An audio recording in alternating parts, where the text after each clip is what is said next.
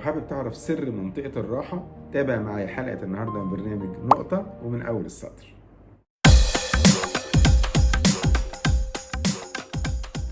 كنت بدي دورة لأحد البنوك لموظفين المبيعات عندهم في مهارات البيع وإزاي يتعاملوا مع المتعاملين. فقبل ما ابتدي الدورة غالبا في دوراتي بتكلم شوية عن الكومفورت زون أو منطقة الراحة أو منطقة الكسل، اللي هي المنطقة اللي احنا متعودين نعمل فيها حاجات معينة وناس كتير ما بيبقاش عندها استعداد تعمل حاجات مختلفة عن اللي بتعمله كل يوم، حتى لو الكلام ده هيأثر عليهم بشكل إيجابي.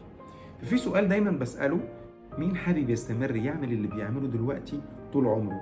فواحد رفع ايده. انا بالنسبة لي فوجئت، عمري ما سألت السؤال ده في اي مكان وحد رفع ايده. زي بالظبط كده لما تسأل مجموعة من الناس مين فيكم حابب يبقى فاشل طول عمره، وتلاقي حد رفع ايده، حاجة غريبة جدا. فقلت له: انت رافع ايدك ليه؟ ايه السبب؟ ايه معطياتك في الموضوع دوت؟ فقال لي: انا حاليا شغال مندوب مبيعات، يعني على قد ما بشتغل على قد ما بيجي لي عمولات. يعني لو اشتغلت في شهر كويس جدا وكتير قوي بيجي لي عمولات كتير، اشتغلت في شهر قليل قوي او ريحت او كبرت دماغي او سافرت او خدت اجازه عمولاتي بتتاثر. اللي انا بعمله بيأثر عليا انا. لكن لو اترقيت وبقيت تيم ليدر ومسؤول عن مجموعه من الناس، لو هم اشتغلوا كويس هيجي لي عمولات والموضوع هيأثر عليا بشكل ايجابي، لو اشتغلوا وحش هيأثر عليا بشكل سلبي. انا دلوقتي مرتاح، اللي بعمله باخد النتيجه بتاعته، انا مش عايز حاجه غير كده. طبعا انا ما ناقشتوش خالص في الكلام اللي بيقوله، لان رقم واحد ده ما كانش موضوع الدوره، رقم اتنين ما كنتش حابب النقاش يبقى قدام الناس فيتاثروا بالكلام اللي بيقوله، لان كان هدفي من السؤال ده اساسا ان اهلهم ان احنا هنتعلم حاجات جديده النهارده.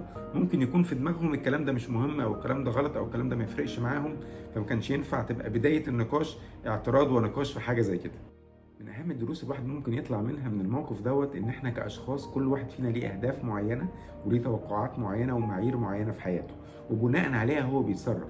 انا اكاد اجزم ان الولد ده بعد كده فكره اتغير، لان مش بسهوله واحد يستمر ان يفضل في حياته طول عمره في منطقه معينه وشايف الناس اللي حواليه كلها عماله تكبر، حتى لو في مسؤوليات مختلفه وتحديات مختلفه. تاني حاجه ان كل واحد عنده مرحله في حياته بيبقى تفكيره منصب على حاجه معينه.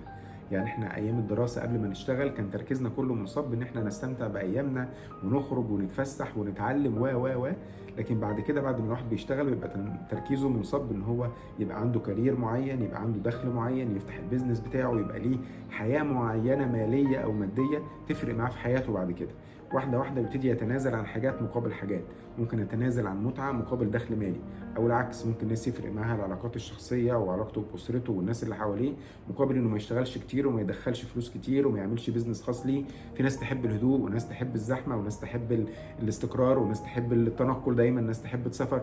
كل واحد فينا بيبقى ليه وجهه نظر معينه وتوقعات معينه وعلى اساسها حياته بتتبلور، وكل يوم هو جزء من حياته اللي بيبقى شايفها ممكن يوصل لها ازاي. اخر حاجه، احنا دايما نبقى متحيزين ومؤمنين بافكارنا وشايفين اللي بنفكر فيه هو ده الصح. مش بسهوله تلاقي حد عارف ان هو ده الغلط من وجهه نظره ومتاكد انه غلط وبرضه بيعمله.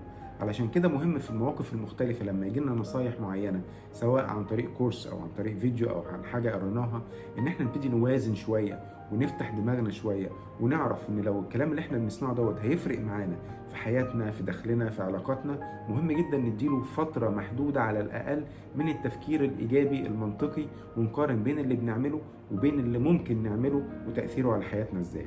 لكن لو انا شايف ان اللي بعمله ده هو ده الصح بغض النظر عن الاراء او النصايح اللي بتجيلي، بحجه ان انا الوحيد اللي عارف ظروفي وامكانياتي واهدافي، والناس دي مش فاهمه انا بيحصل لي ايه او حواليا ايه، الكلام ده لازم تقف له وقفه وتحط له نقطه ومن اول السطر.